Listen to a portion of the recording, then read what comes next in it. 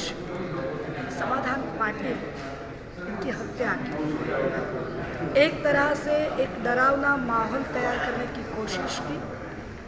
धाराशिव लोकसभा के अंदर हमारे प्रत्याशी ओम राजे निंबालकर जो काफ़ी एक कड़वी चुनौती लेकर खड़े हुए हैं, उनके संदर्भ में एक माहौल, डर का माहौल तैयार करना, एक दहशत फैलाने की कोशिश करना, इसी होड़ को लेकर कल की यह हत्या हुई।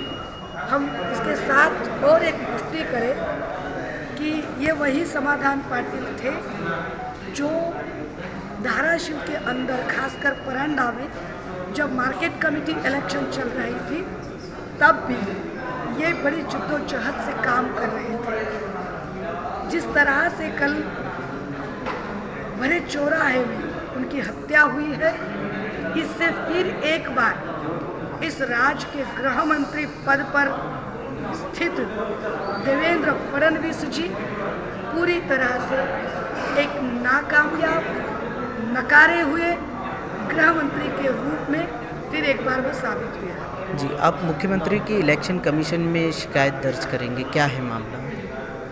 कल लोकसभा के चुनाव को लेकर मुझे अपेक्षा थी कि मुख्यमंत्री महोदय संभाजी नगर के विकास की बात करेंगे, बढ़ती हुई महंगाई, महिला असुरक्षा, किसानों के जो फसल है उस फसल के दाम, या यहाँ की अनएम्प्लॉयमेंट, स्मार्ट सिटी को लेकर संभाजी नगर में क्या काम हुए हैं, संभाजी नगर की जो पानी की समस्या है, इन मुद्दों पर वह ज़्यादा जोर देंगे।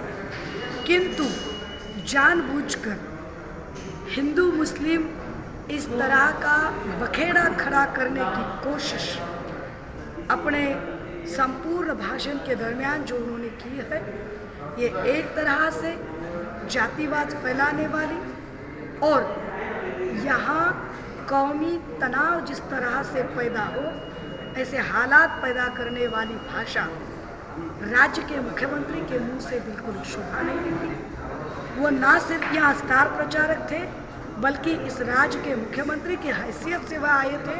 तो मुख्यमंत्री ने चाहिए कि राज्य में सभी जाति धर्म के लोगों के साथ एक सरोखा बना रहे, इस बात का ध्यान रहे। लेकिन कल उन्होंने शिवसेना, औरंगाबाद कबर वगैरह, ये जो सारे बेवजह के शब्द प्रयोग है, यह जानबूझकर हिंदू मुस्लिम दंगा फसाद खड़ा होने के ही उद्देश्य से किए हैं, ऐसा हमारा मानना है। और हम इस पर बहुत पुख्ता तरीके से अपना आक्षेप ले रहे हैं। कल मुख्यमंत्री ने यह भी कहा था कि मातोश्री पर उन्हें पैसे भेजना रहते थे।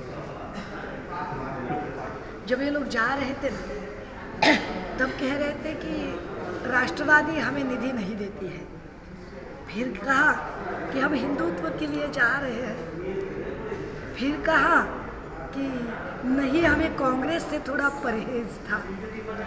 तो ये जितनी बार जितने अपनी वजह बताते हैं, खासकर 3 चरण का चुनाव होने के बाद मोदी जी जो अलग अलग चैनल्स को अपने इंटरव्यू देकर बात कर रहे हैं, और एकनाथ शिंदे साहब बात कर रहे हैं, फडणवीस बात कर रहे हैं, तो ये लोग बौखला गए हैं।